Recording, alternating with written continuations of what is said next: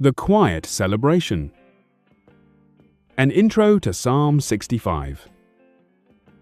Imagine a dry, cracked valley suddenly being transformed by a gentle, persistent rain. The dust settles, the air turns sweet, and within days, the brown hills are draped in a vibrant, velvety green.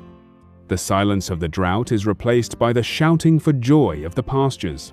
This is the breathtaking scenery of Psalm 65. This isn't just a hymn about agriculture, it is a song of extraordinary abundance. It begins in a place of quiet awe. Praise is silent for you, O God, in Zion. Recognizing that sometimes God's goodness is so overwhelming that words simply fail. David moves from the internal miracle of forgiven sins to the external miracle of a world overflowing with God's provision. The hook of Psalm 65 is its unrestrained optimism. It describes a God who girds the hills with rejoicing and makes the outgoings of the morning and evening rejoice. It's the ultimate antidote to a scarcity mindset.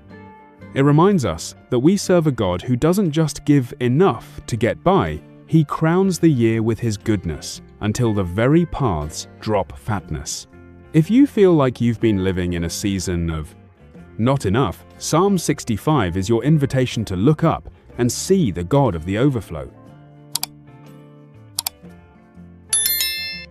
Psalm 65. King James Version.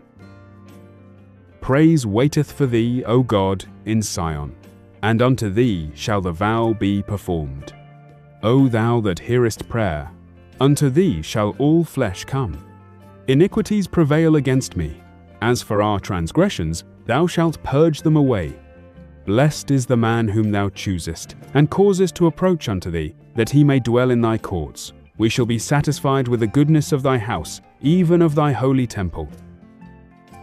By terrible things in righteousness wilt thou answer us, O God of our salvation, who art the confidence of all the ends of the earth, and of them that are afar off upon the sea, which by his strength setteth fast the mountains, being girded with power, which stilleth the noise of the seas, the noise of their waves, and the tumult of the people. They also that dwell in the uttermost parts are afraid at thy tokens.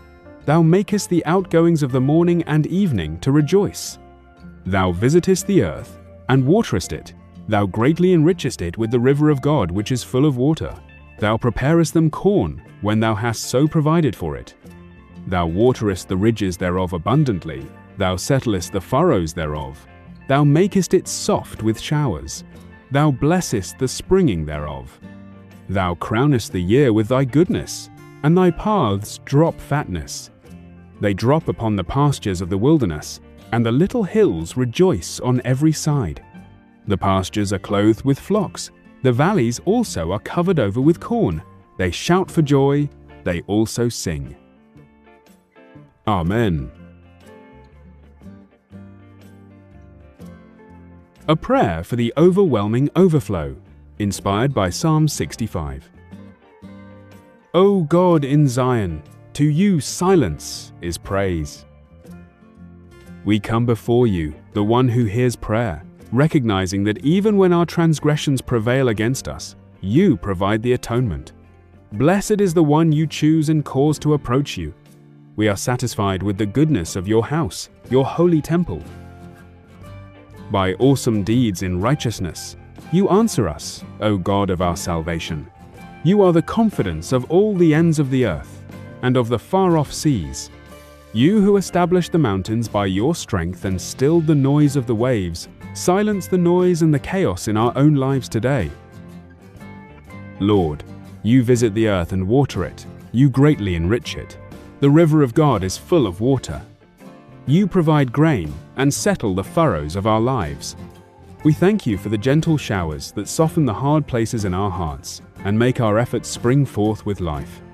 You crown the year with your goodness, and your paths drop fatness. We declare that our wilderness is becoming a pasture, and our hills are being girded with rejoicing. Even when we feel like we are in a dry season, we look to the God of the overflow. May our lives be like the valleys covered with grain and shouting for joy. Amen. Comment, like, and subscribe.